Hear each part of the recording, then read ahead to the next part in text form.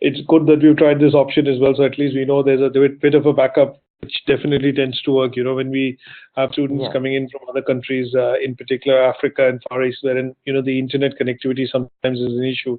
So what they do is, rather than have the voice and the video enabled, they basically call in through the phone. And what we do is we mail the presentation to them so that they have it in front of them and they're able to just have a voice call with us as against a video voice.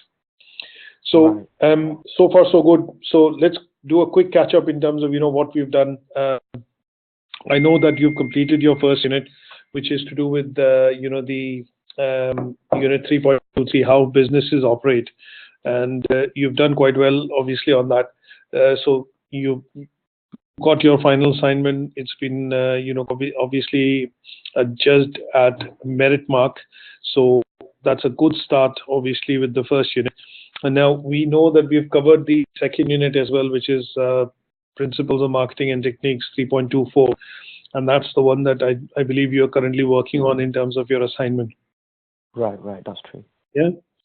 Now, one quick feedback that I have, in terms of when you're doing the assignment, is that you do not need to do the full assignment as a PowerPoint presentation.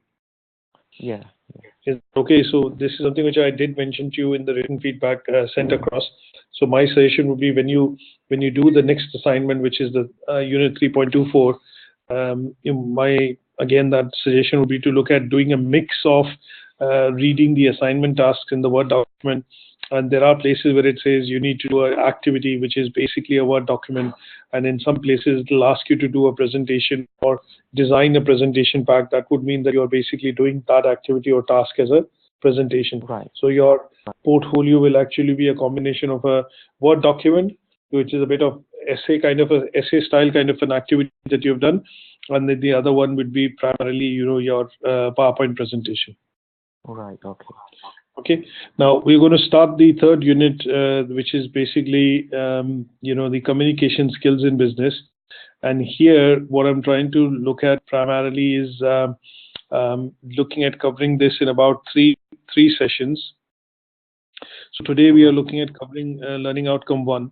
But before we start, what I'm going to do is obviously, showcase a small video. This is going to be a bit of an experimentation again, just to see, I know you'll be able to hear it and see it on the screen. There is a prominent, I'm just going to unshare the screen for a second just to play the video.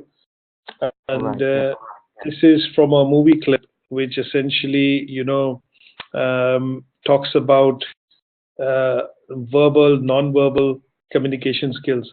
So it's something I'm going to play that in front of you in a second.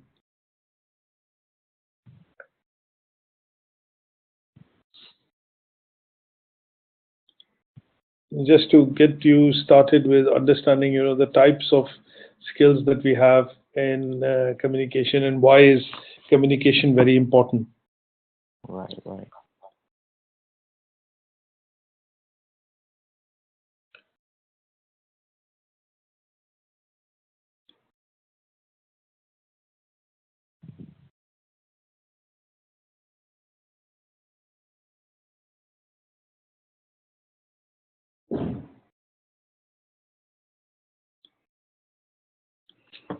Okay.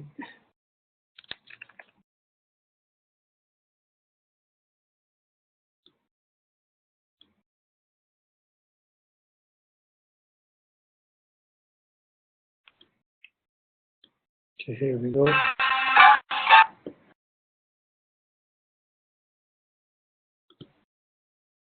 Able to see my screen now? No, okay.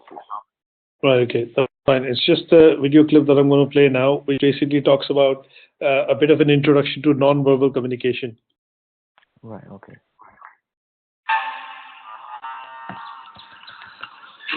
Good morning, sir. What can I get started for you today? Are you able to hear and see this together? Yeah, I can do it, yeah. Okay, that's great.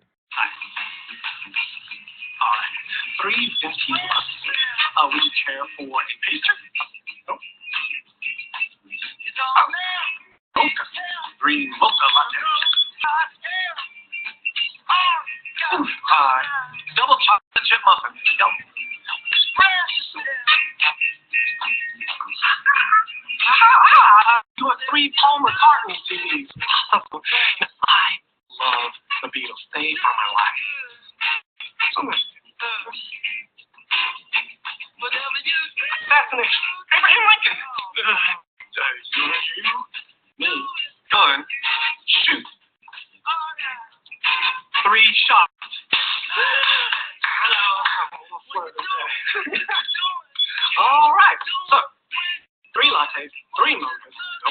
it's my turn.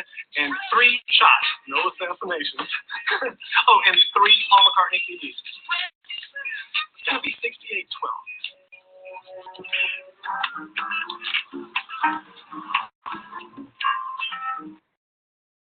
Right, that was one of the videos basically showing you some non-verbal communication. And what we want to be able to do is look at this picture. Now, when you look at this particular picture, we see, different types of people with different types of, standing postures. And what we are able to see with non-verbal communication is how they are essentially, interacting as far as or giving out signals or messages in terms of, what kind of stance they are taking. So sometimes you see this and we come across this as something called body language. And this also constitutes what is called, non-verbal communication. One of the other things, sometimes what happens is, if I have to show you a bit of a mind map, you're able to see that what we do see at some point in time is that, there are ways through which we can communicate. There are essentially, 3 ways through which we communicate. One is we speak verbally. That means we are able to speak and listen to the other individual or the person on the other side, and then able to, understand what they're saying. And that process constitutes something called communication. Sometimes we use non-verbal communication, that is the use of gestures and body language. And this is something which is highlighted on this slide, and I'm going to send this to you. It's a nice kind of a mind map which basically explains in what situations and in under what circumstances we end up using, non-verbal communication. So things like sometimes we behave in a particular way, we make eye contact, we do some hand gestures. All the three different types. This is primarily something called, I would say, body language. This is much more to do with, you're looking at what you are looking at employing or communicating. And sometimes our behavior also can actually put across, some sort of messages as far as we are concerned when we look at communicating non-verbally. So this bit, it's a very important bit in terms of a common clip which is come across from an Eddie Murphy movie, and that clip basically shows the importance of communication. So he wanted to basically get 3 shots, or basically 3 small shots of, latte essentially, but ended up having, different things because he wasn't understood clearly, and he didn't want to speak in general, and that's the reason why he kind of used only the hand gesture oblique body language to be able to communicate. Now, for us to look at beginning this particular unit, the reason of you looking at undertaking this particular unit at level 3 is that at any given point in time when you study further, what will happen is communication in general will become quite important. And there are various ways in which you will end up studying this unit in the future. So level 4, this might become managing communication, because once you know how to communicate, you know how to draw attention, you know how to engage your readers, or you know how to engage with the audience in general. What will tend to happen is you will move your communication skills to the next level, wherein you'll try and manage them effectively so that your message is quite clear and is effective when you're speaking or communicating something. At higher levels, in level 5 and 6, this particular unit will actually develop into more leading to essentially things like management of information, or how information is used, or how sometimes information is used via communication to be able to send messages, strategic objectives, for different types of people within the organization. A part of this will also be related to in something called human resources management. So communication is one of the key skills which is required to be had if you work within the HR department, or if you manage people, or you work as a supervisor, you have a lot of people or staff that you manage, then communication skills become quite important. So really at level 3, this particular unit is aimed at helping you develop knowledge and understanding in terms of understanding what is the role of communication, what types of communication can be had or developed, and then the different forms that we need to study, which is verbal, non-verbal, written communication, so that you clearly know in different situations or different situations that you come across, when you're working within a business or working within an organization, what you tend to then get to see is that what is the most optimum form of communication you could use to kind of, communicate or, send messages across to people, colleagues, peers, and things like that. Now, this particular unit has 3 learning outcomes, and we are going to look at covering the first one today. First one is quite extensive one. It has a number of tasks, but what I've done is I've kind of structured the presentation in such a way that each of the tasks is clearly highlighted. And what I'm going to do is towards the end of the session, as always, I'm going to send you a copy of the presentation. It will be also uploaded on Moodle, and you'll also get a specific handout which I will send across, which will give you some more additional reading bits, with regards to covering all the tasks given in the learning outcome 1. Is that okay? Yeah, that's fine. Okay, good stuff. Any questions on this so far? No questions so far, so it's understandable. Okay. Good stuff. So let's look at going through some of the slides. Now, first things that I would kind of, basically come out with and ask you to think about is, what do you think is communication? How do you define communication, or what do you think is, communication in general? Speaking to another individual. That's correct. So yeah, in the, there are various definitions that we could use to basically define this particular word. But in general, when we look at communication as a word has originated, from the Latin language, and it basically means to share. So in this case, what we are looking at is the act of sharing something, or an act of speaking to someone to share a piece of information. It could be an emotion, it could be news, it could be any item or any news related item in general, would basically be whether it's happening through signs, whether it's happening through gestures, is all basically related to communication, because you are looking at sharing something with the individual that you are interacting. And that whole process will basically look at, the encompass the definition of communication. So in general, it has come across with the word, a Latin word which was communicare. It basically means to share, and it is nothing but a process through which we kind of either use gestures, language, sign language, to be able to share or kind of bring out the meaning of what we are trying to communicate to the other individual. Now, Right. Going further, what we are looking at doing is, there are over the years, because it's a very vast topic and it's a very generic topic as well, what we are going to do is we're going to stick to the learning outcomes which have been described, or basically focus on the learning outcomes and the tasks which have been described in the unit specification sheet. Now, in general, as you can see, we, depending on our mood, attitude, and what we are doing, our communication seems to vary. Now, this was picked up initially by Aristotle, way back in 300 BC. Aristotle was apparently the teacher of Napoleon. So basically, what we look at was, when we looked at the whole model of the model of communication, it is something which goes as far back as 300 BC. And here, when we look at the whole aspect of the whole aspect of the whole aspect of communicating something in terms of a message, or anything to do with say, for example, bringing across a meaning that we want to share, what was done was that this was something which was actually picked up way back, in the 300 BC by, a Greek philosopher called Aristotle.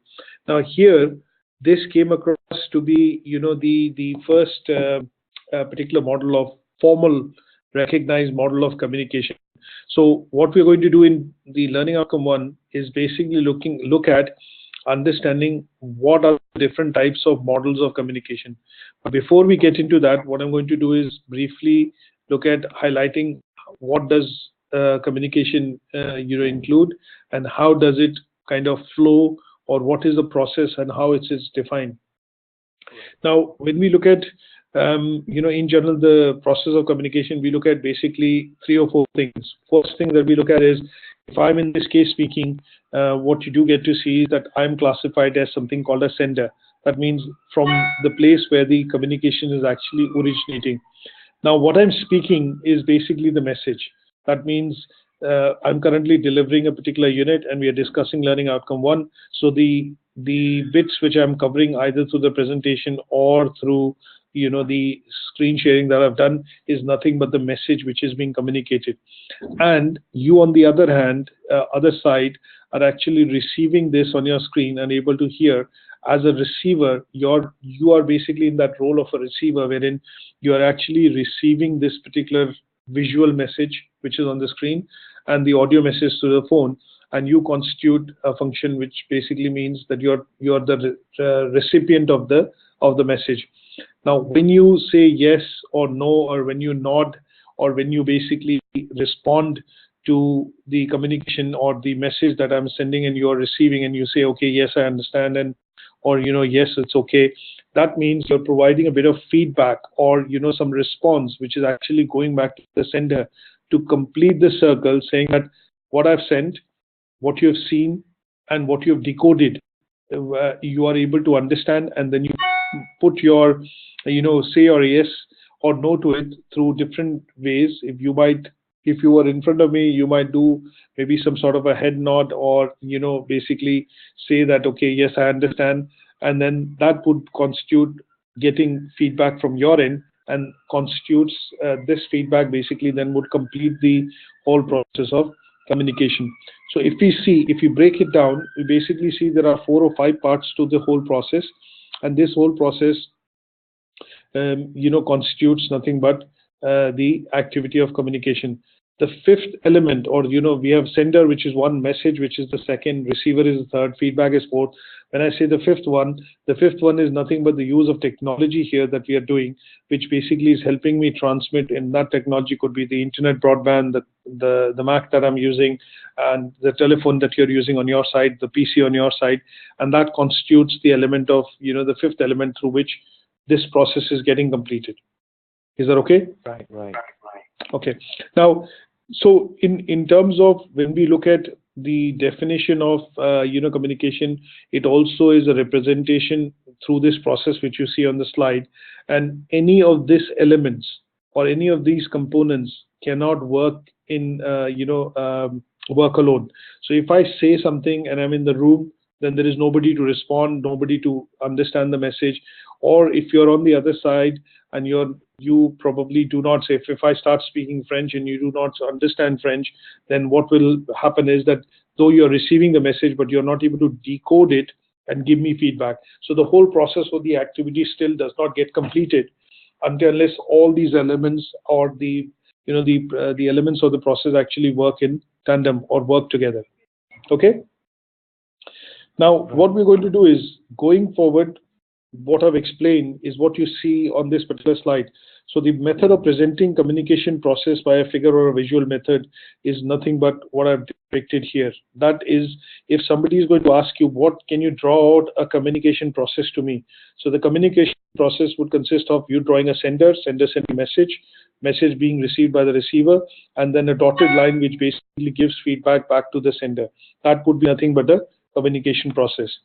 Now, in terms of sometimes we do see that the nature of our communication could be visual, that means you're interacting either by body language, sending out some signals, or it could be presented, or practical, that means you're speaking as well, and then you're also using you're taking the help of some aids, which could be like technological aids, or when, say, for example, a situation is, if you're attending a training, the trainer might use a microphone because there's a large audience. So in some cases, the nature of communication would need to have certain practical aids for you to be able to reach across to your audience.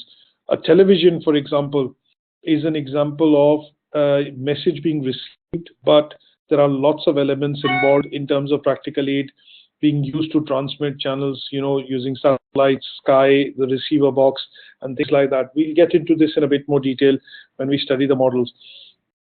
Sometimes you will look at elements like media, and the media element would be that you end up using clues, pictures, verbal, facial clues, and those all tend to convey the message which you are actually conveying. But sometimes you have to use a prop or a media essentially to be able to get that relevant message across. The understanding ability is nothing but how clear, how concise, and how easy is your message to understand when you're presenting it.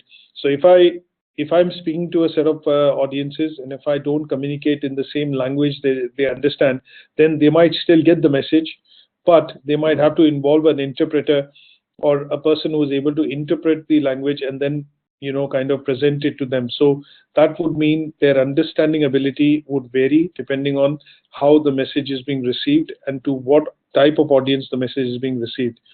So what we do is, when you look at the various models of communication, and in general when you look at how do we communicate, your brain actually automatically picks the right channel, the right language, the right medium to communicate when you decide to send something across, say a message across.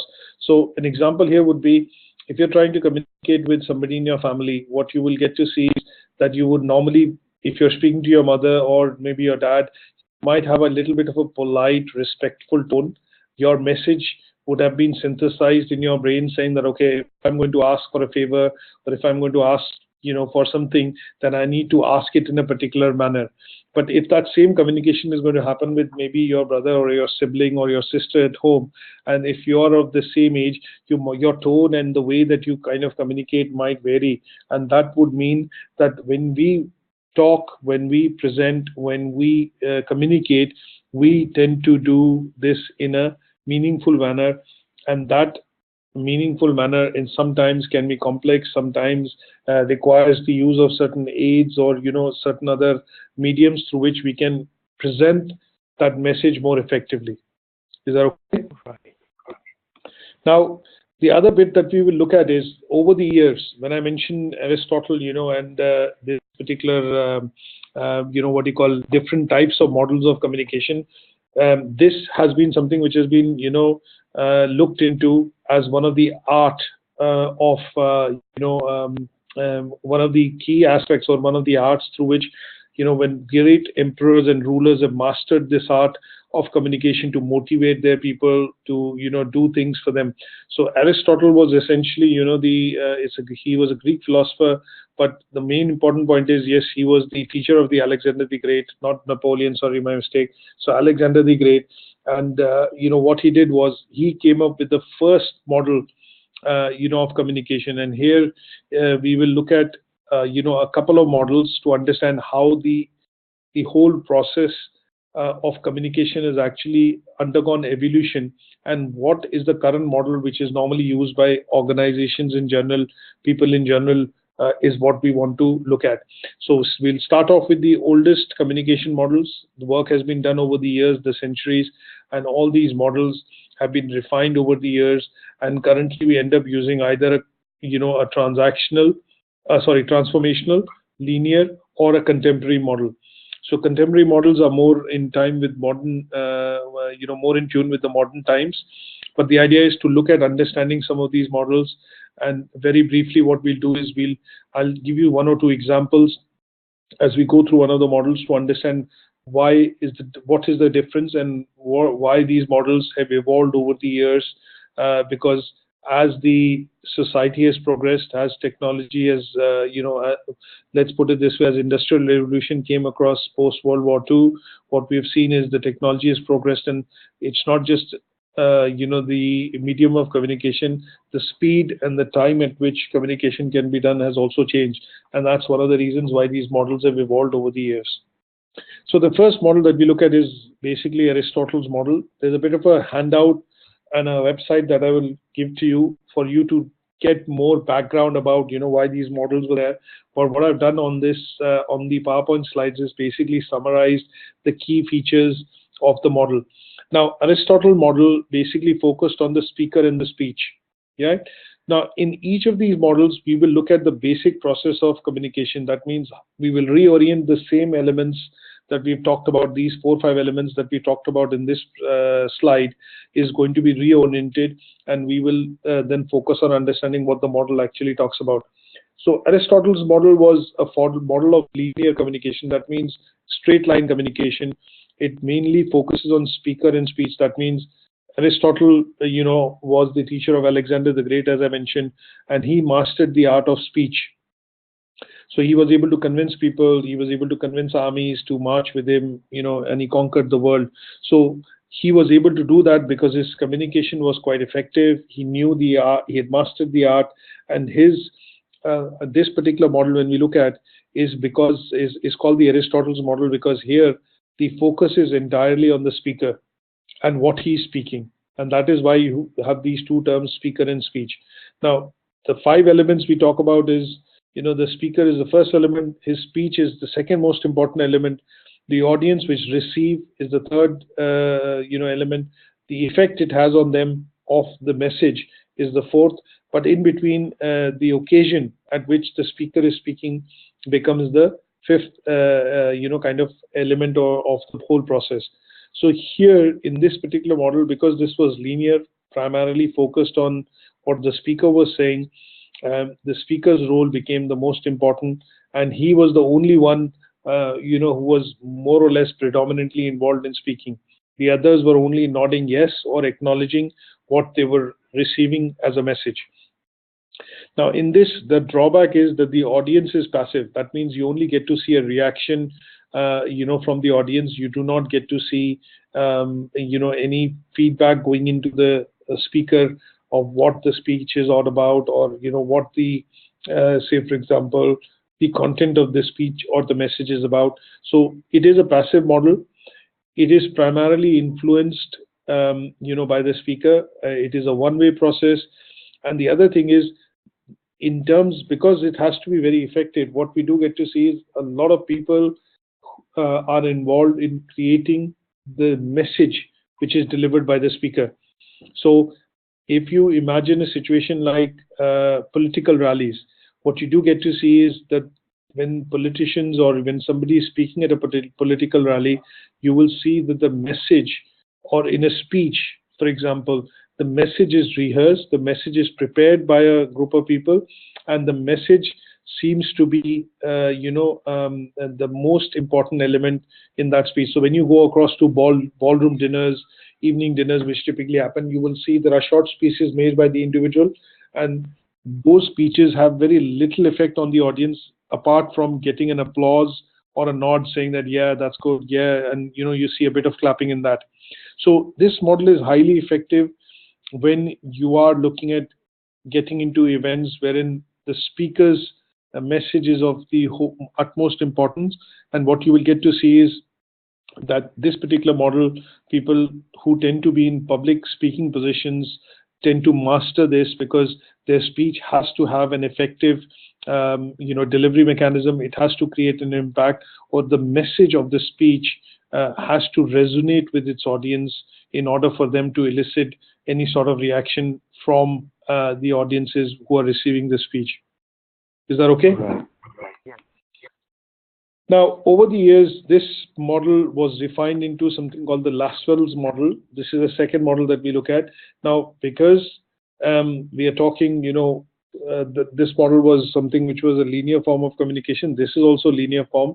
But here, what tends to happen is the process of communication is to benefit basically the society. So if you look at certain options wherein we talk about when we look at the the early say 18th century, 19th century, what we do get to see is that the availability of phones, there was no television, but the availability of phone, telegraph, or when actually the medium of communication was let's put it this way, only available to the elite, only available to the wealthy. this model of communication was actually created at that point in time because this spoke about this had basically this model actually provided privilege to people who were in were basically in dominant positions. So here what we do get to see is that this model has also 5 components, which will be the case. Is again a linear model, a model of communication in which the person who's speaking is the most influential. So here the 5 components are kind of are divided into not the sender, receiver, the feedback, and basically the process of the message, but divided into 5 different components. And these components basically consist of who says what, in which channel, to whom, and with what effect. So who essentially is the sender or the communicator. The say what is essentially the message which the person is speaking or the communicator is doing. The channel in which it is being communicated. So it could be different forms. So channel here, when I talk about in the modern context, would be things like social media. It could be a television channel. It could be radio. It could be print. So these are different mediums. And to whom is basically, that means who is this intended to, is basically the receiver. And what is the effect that it has on the receiver is basically the feedback, which is basically classified in these 5 components. Now, these 5 components also look at bringing out, certain definitions in terms of what role these 5 components play. So the who is essentially nothing but is the person, because the person is communicating and sending out the message, is the person who is in control. He has all the power to release the information, not give out the information. That person has the control in terms of what he's trying to send across. When we look at says what is nothing but the message, and here the content analysis talks about something which is associated with what we would normally say is types of groups in which they would kind of put the message across. So here the content analysis would be that there is some sort of a motive. That means the message is designed in such a way by the speaker that it wants to have a particular ulterior motive to the message. So sometimes you see that the statements made have different connotations or different meanings, and the reason why they have the different meanings is because they are intended to confuse, or they are intended to basically send across different messages. So the content or the message is designed in such a way that different groups or different types of people or different types of groups can actually perceive that message in a different manner. Media analysis talks about the medium in which these receivers actually receive the message. So in the olden days, this model essentially talks about in the olden days when communication channels were actually privy to the rich and the famous. It's an example of a model wherein people who had televisions, for example, in the early 1960s, 1970s, they could get news quite quickly because they had the medium and the economic ability to be able to afford a television and set. But most of the other side of people receive news maybe through the telephone or through the post. And here the analysis is that the sender is able to control the media through which the message is transmitted so that it is received by audiences at different stages, or at different time lengths of time. Audience analysis talks about nothing but what was the target population or who was the message intended towards. And sometimes some of these messages sent across using a particular channel could be intended to reach a particular audience, and there they can be manipulated. And the last was effect, which is nothing but feedback. And this was a process which basically was looked at predicting, what would be the effect the message will have on the audience or the person who's actually receiving it. So a particular example that we get to see for this particular, particular model, Laswell's model, would be that this model was used between the 20s to the 1970s, or say the early part of 19th century.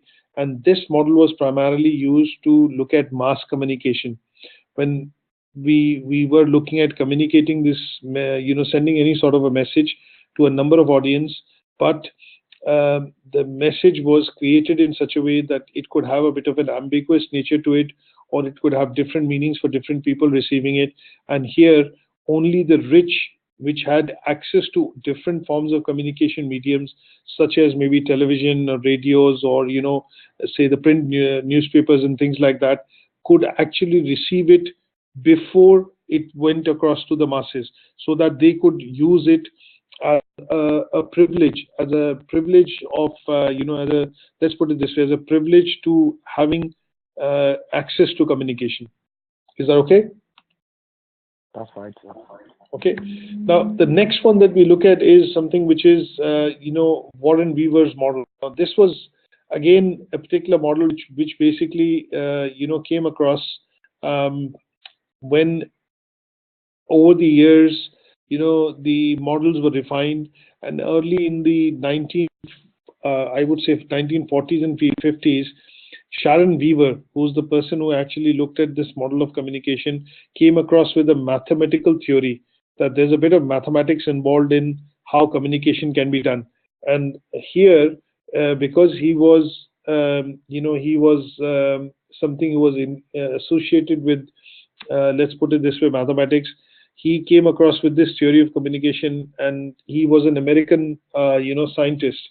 So Sharon Warren Weaver, he basically talked about that, this, when he invented or when he presented this model, he said this is the mother of all communication models, because this puts all the things in the right perspective. So here, in the 5 different components that we look at, he classified them as in different, slightly different terminology. And that terminology was that, okay, instead of the sender, there is something which is a information source. Now, the person who sends the message is not the speaker, but he basically is communicating, or is in the process of sending the message. So he's a transmitter, and that is essentially the signal. Now, through which and how it travels, whether it's going through radio waves, television, print, any other forms of mediums which are present today, that became the channel.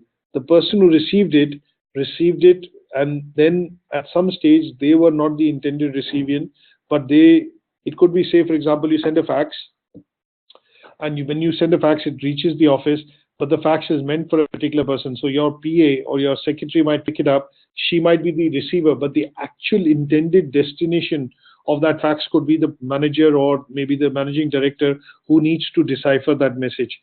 And in between, when it's being communicated, what you do get to see is an introduction of a new element, which is called noise. That means, because as technology in the post World War II era started to become available, what we did see was that if the message was not transmitted in a particular frequency, have you heard about Morse code?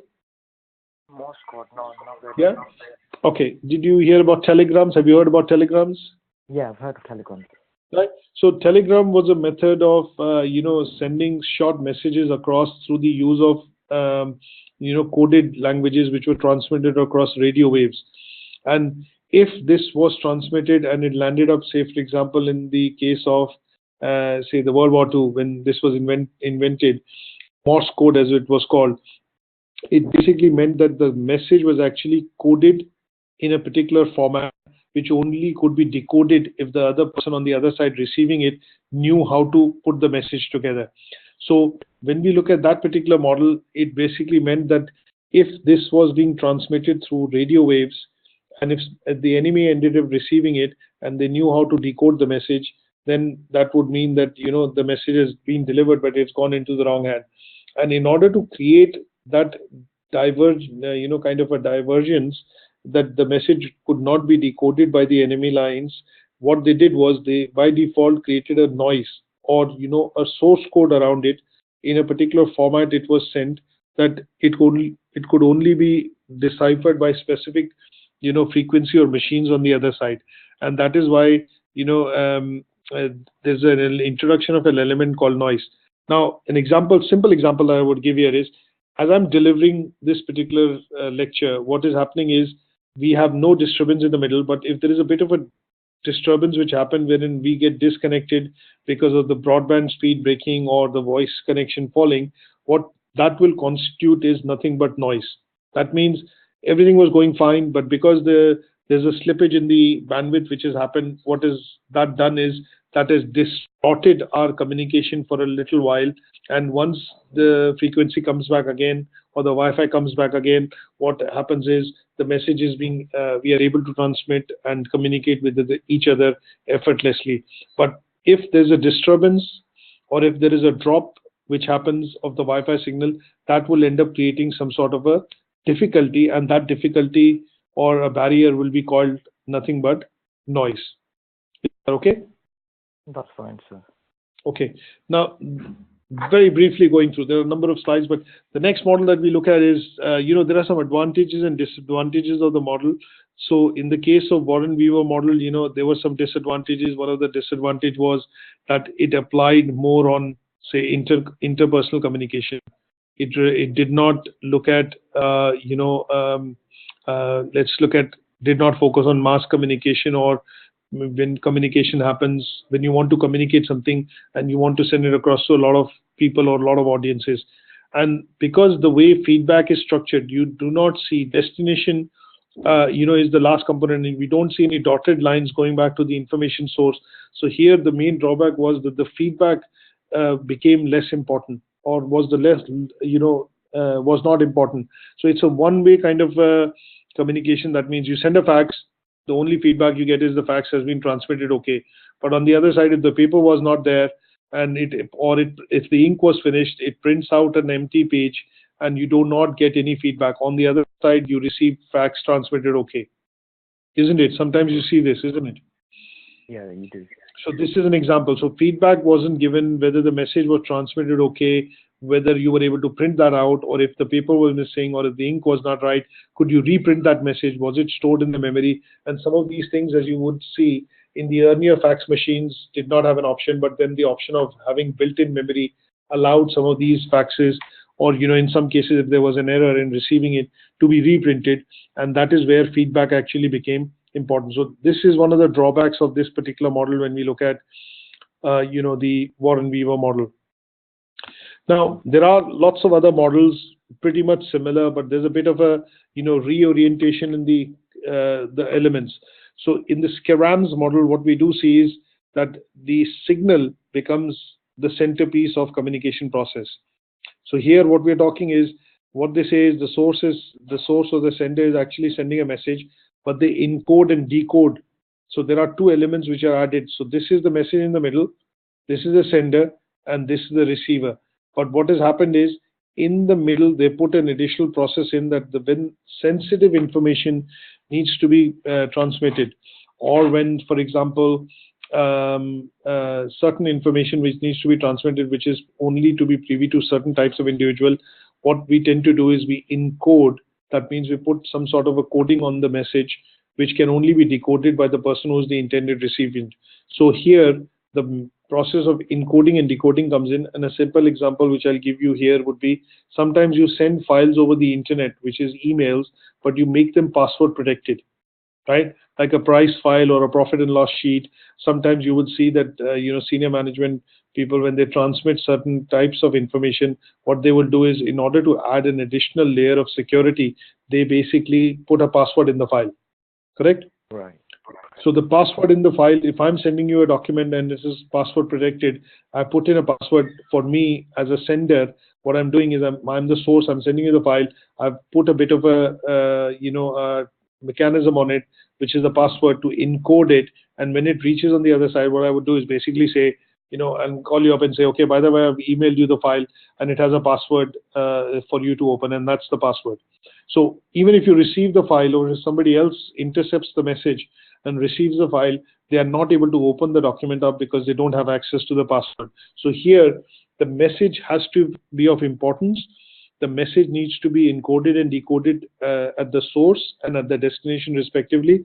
And the signal through which it is going is a signal or a medium through which it is considered, not absolutely secure.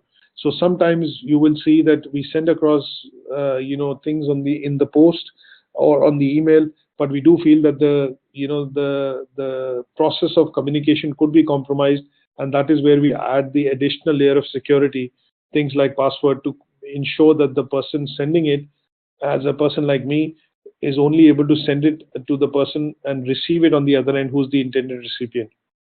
Okay. Now there is another model called Riley's model. Now this model basically talks about having communications within groups. So imagine a situation, if you're in a room, if I'm the teacher and there are 3 or 4, there are 20 students, and what I would do is, in order to have individual conversations, I will divide you into groups, and each group will have their own communication within them. So I divide, say, 20 of you to 5 groups, and I say group A, B, C, D. So what is happening is, the group A, I've given a particular task similarly to the other groups. They are talking to each other, and when within the groups there are communication which start with the other group. So Aman is leading one group and I'm leading the other group. But when I start speaking to Aman directly from my group, what we do get to see is there's a bit of a communication which starts to happen amongst the group and across the group. Do you get it? Yeah, that makes sense. Yeah, so what is happening is there are parallel conversations. Sometimes when you're in a meeting room with your boss and he's called a meeting, he asks you a question, and some of us start to have our own conversations or whisper into other ears and start. So he says no parallel conversations. So what that shows is, this particular model talks about the concept of that there is more than one communicator or more than one sender of the communication and more than one recipient of the information or communication which is coming in. And in order to understand this, what we do is we do have conversations in groups, and this particular model then becomes relevant when we look at a two-way communication process, wherein, as an example, the teacher would give the students a bit of an exercise. The group which finishes it first starts to have a bit of a conversation with the teacher is having it with that group, but also going around the class to monitor the other groups, to move them or have them progress to understand the task and the activity which she's asked them to do. So basically this talks about a system in which there are lots of communications which can happen, and they can happen between primary groups or secondary groups or within the group and the group members itself. So there are multiple messages being changed or exchanged, multiple feedbacks being done, and at the same point in time, if we look at this kind of a model, what we do see is this model is something which is covered under a communication model called the Riley's model. Okay. Right. Now the next one that we look at is Berlo's model. Now in Berlo's model of communication, what we do is we basically take into account the emotional aspect of the message.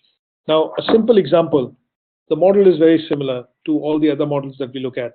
Now an example is, if you have a serious bit of information, which is like, say, somebody has passed away in somebody's family and you want to communicate that information, what you would do is you would respond back, or kind of offer your condolences, but you offer it in a certain manner, and this basically tends to encompass or encounter the emotional aspect of the message of the person going through that situation. Correct? Now, sometimes in situations like happy occasions, like marriages, childbirths, you basically convey your felicitations or your congratulatory message, but you do it in a particular manner, and that particular manner basically takes into account the emotional state of the receiver, isn't it? Right. Yeah. And a similar situation would be when you are dealing with say a sad situation, or a situation which has led to a bit of loss, accident, something like that. You deliver a message, say a message of condolence in a particular manner, which is to take into account what the other person is going through or the receiver is going through. Right? So this particular method of communication looks at involving the emotional aspect into the message. And here the idea is that when you communicate, when you send something across, or when you're speaking, writing, presenting something, you take into account the aspect of emotions of the person. Okay. Right. This particular model is predominantly used in social situations, or in situations wherein you're looking at dealing with different types of cultures or people within different type of cultures. So when you look at a business setup, and you look at, for example, the Japanese, if you work within a company which has a Japanese culture, or a Korean culture, or a Chinese culture, or an American culture, you see a different way of doing things. So in the Korean and the Japanese culture, what they do is, when they tend to greet people in the room, they tend to bend and kind of offer their let's put it this way, instead of shaking hand, they will bend and show respect when they are greeting guests or people coming in, isn't it? Yes, sir. So this kind of a model basically looks at that kind of incorporation of cultural as well as social messages in order to adapt to the emotions of the recipients. Okay. Now the last model that we will look at is contemporary model. Now in the contemporary model, this is the model that we use on a day-to-day basis. This is the modern evolved form of communication, and an amalgamation of some of the best aspects of different models that we've looked at. Now here, in this particular model, you will see more elements, but the elements predominantly consist of ensuring the process is predominantly consists in terms of ensuring that the message is communicated well, is received well, and is understood the first time it is sent. So here we look at communicator. The person might encode, because we are using modern technology to send messages like emails, telephones. So what will happen is, if I'm sending an email, the email goes across an Hotmail. For example, the message, it has maybe a message, a congratulatory message on your promotion. The person who receives it on the other end can receive it on the mobile phone, tablet, for example, a PC. When he receives it, he has to open. So if I've sent you a mail from Hotmail, you need to have something as a software to be able to open it. You just can't open it without the software, or a mail reading software. So that bit includes decoding, and it's only the intended recipient who is receiving. So if I've sent something across to Aman Qasim, you have only received that invite to be able to join the session, nobody else. And that information is privy only to you. And because you've accepted the invite, we get a feedback coming back saying that the person has accepted the invitation today. That means the session will happen, isn't it? So this is the modern model which has evolved, and we end up using the contemporary model of communication on a day-to-day basis in our day-to-day lives. Okay. Now, what I'm going to do is, Aman, I'm going to kind of maybe stop here, because we had a bit of a teething issues in the beginning, but I'm going to try and stop here, and I'm going to send this across to you, this presentation, and also a bit of a handout, just to make you aware of the different types of communication. Right? We've only discussed verbal communication as of now, which is using these different models we've understood in the background. But what we want to do now is, in the next few slides, I'm going to try and talk about something called written communication, verbal communication advantages, disadvantages, which I've done while explaining the models, and to a certain extent visual communication. Okay, and then we talk about electronic communication, the modern form of communication using fax, phone, social media, and things like that. And then what is the difference? There's another way of classifying communication into a process called formal and informal. So sometimes you get to hear the word that the dress code for the party is formal dressing. That means suit and tie, black suit and tie event. Sometimes they say, okay, it's a black suit and tie event. Similarly, when you write or when you communicate, sometimes you're very formal in your tone. Sometimes you're very formal in your writing, and that is another form in which we basically can kind of distinguish that these are different types of communications that we can do. So formal means you're looking at officially writing a letter to your GP, or writing to your council, and you're basically doing it formally. Informally would mean it's mostly to do with if, for example, if you want to invite some of your friends to your birthday party, you might send out informal greetings. You might meet them at the workplace and say, okay, let's get together, and go out to the pub or have a few drinks after the day, after the day's work, because I'm looking at spending a bit of time and celebrating my birthday. But in the case of your boss, or in the case of if you're inviting certain senior people, that you do not work with on a day in day out basis, what you might do is maybe send out a message through email, or maybe drop them a formal invitation. And that would mean that if you want them to come in and participate or be a part of that occasion, you will send something across in a more formal manner. So we tend to then basically look at differentiating this in the form of something called formal and informal communication. And that's something which has been summarized here in the slide. The other few bits that we look at is basically understanding how communication can be made effective. Now here, there is something called the 7C model of communication. And this 7C model of communication talks about why we need to have these 7Cs so that our communication can be clear, crystal, precise, effective, and could be understood positively by the person on the other side.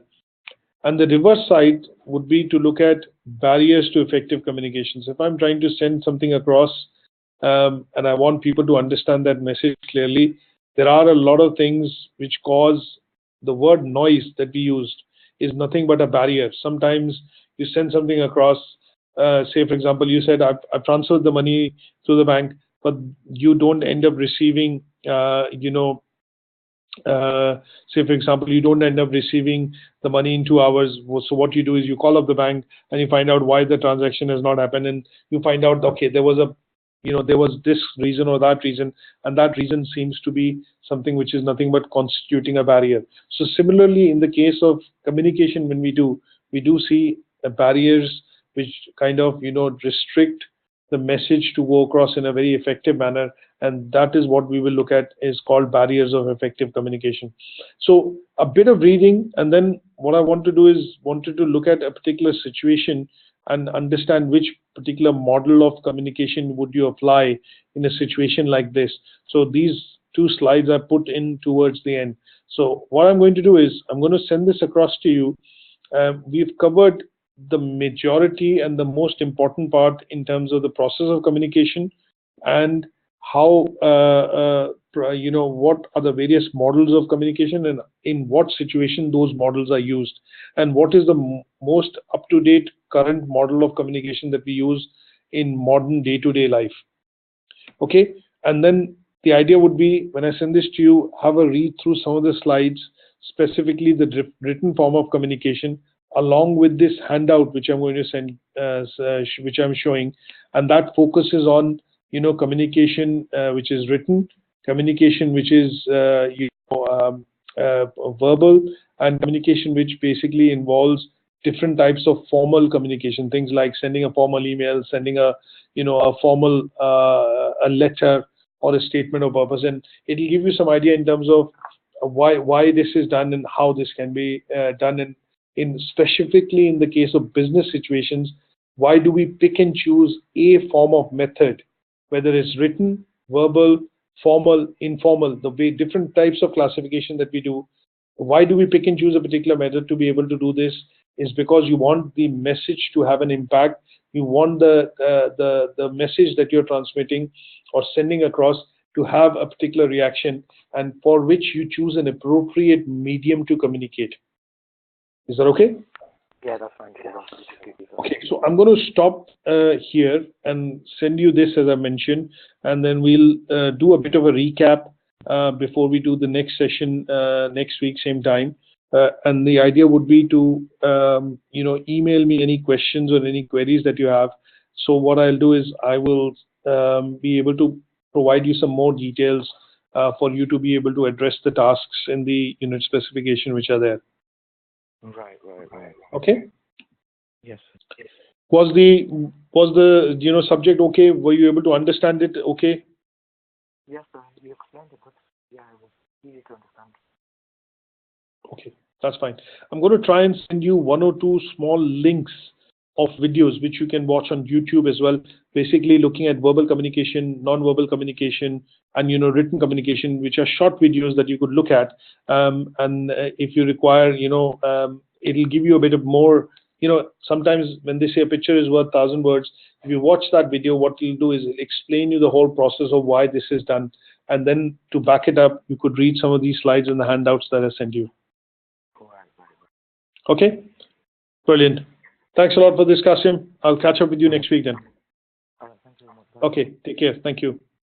Bye. Bye for now. Bye.